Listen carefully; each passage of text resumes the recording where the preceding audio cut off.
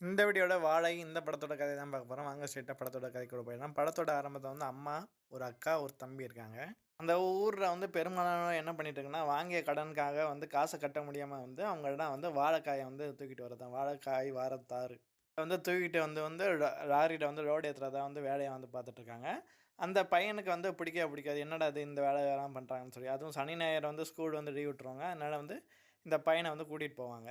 இந்த பையனுக்கு வந்து ரஜினிகாந்த்னா ரொம்ப பிடிக்கும். அதே மாரி இவருக்கு ஒரு ஃப்ரெண்ட் இருக்காரு.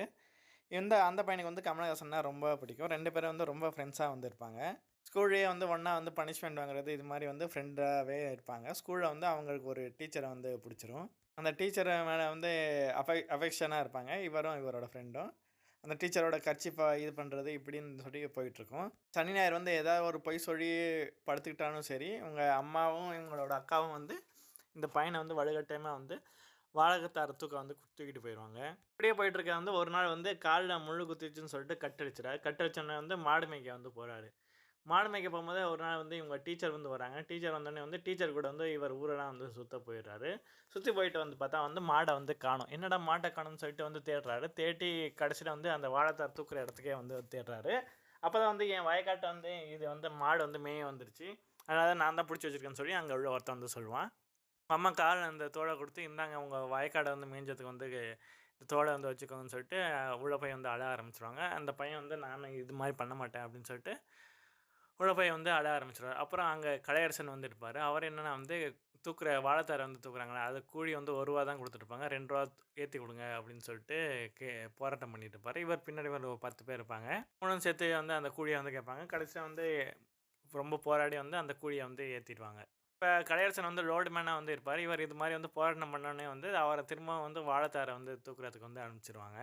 இப்படியே போயிட்டுருக்க வந்து ஒரு நாள் வந்து நம்ம அந்த பையனோட அம்மாவுக்கு வந்து உடம்பு சரியில்லாம வந்து போயிருது. அவங்க அக்காவும் இவனையும் வந்து தார தூக்குறதுக்காண்டி வந்து சொல்றாங்க. இந்த பையன் வந்து போமாட்டேன் நான் ஸ்கூல் போகணும், ஸ்கூல் போகணும் அப்படின்னு சொல்லி அடம் பிடிச்சிட்டு இருக்கான்.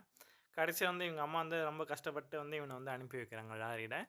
இவனையும் இவங்க அக்காவையும் வந்து அந்த லாரியில வந்து அனுப்பி வைக்கிறாங்க. அப்புறம் அவங்க அக்கா வந்து "உனக்கு தான் ஸ்கூல் இருக்குல்ல, நீ போ நான் பார்த்துக்கிறேன்" அப்படின்னு சொல்லிட்டு லாரியிலேருந்து அந்த பையன வந்து இறக்கி விட்றாங்க. கலையரசனும் சேர்ந்து அந்த பையன வந்து கீழ வந்து இறக்கி விட்றாங்க. கலையரசனும் அந்த பையனோட அக்காவுக்கும் வந்து லவ்வு. 2 பேரும் வந்து சொல்லிக்கிறது கிடையாது. 2 பேரும் வந்து லவ் பண்ணிட்டு இருக்காங்க. இவரு என்ன பண்றாரு வந்து லாரிலருந்து இறங்கி டைரக்ட்டா வந்து வீட்டுக்கு வராம வந்து ஒரு வாழைத்தோப்புக்குள்ள போறாரு. அங்க போய் வந்து பசிக்குதுன்னு சொல்லிட்டு ஒரு வாழைப்பழத்த எடுத்து சாப்பிட்றாரு. அதனால வந்து அவர வந்து அந்த தோப்புக்காரர் வந்து அடிச்சிடுறாரு. அடிச்சது மட்டும் இல்லாம வந்து அங்க வாழைத்தார வந்து தூக்கிட்டு போன்னு சொல்லி வந்து தண்டனைய வந்து குடுத்துடுறாரு. குடுத்துட்டு வீட்டுக்கு வராங்க. வீட்டுக்கு வந்தோனே வந்து அம்மாவுக்கு தெரியாம வந்து சாப்பாடு போட்டு சாப்பிட ஆரம்பிக்கிறாரு. சாப்பிட ஆரம்பிக்கும்போது அவங்க அம்மா வந்து, "டேய்! வாழைத்தார் தூக்குறவன் போகாம இங்க என்னடா பண்ணிட்டு இருக்கன்னு" சொல்லி அம்மாவும் சொல்லி அந்த ஒரு வாய் சாப்பாடு வைக்க விடாம அவன அடிச்சு விரட்டிடுறாங்க. இவரும் வந்து கோச்சிட்டு அங்கேருந்து ஓடி போயிடுறாரு.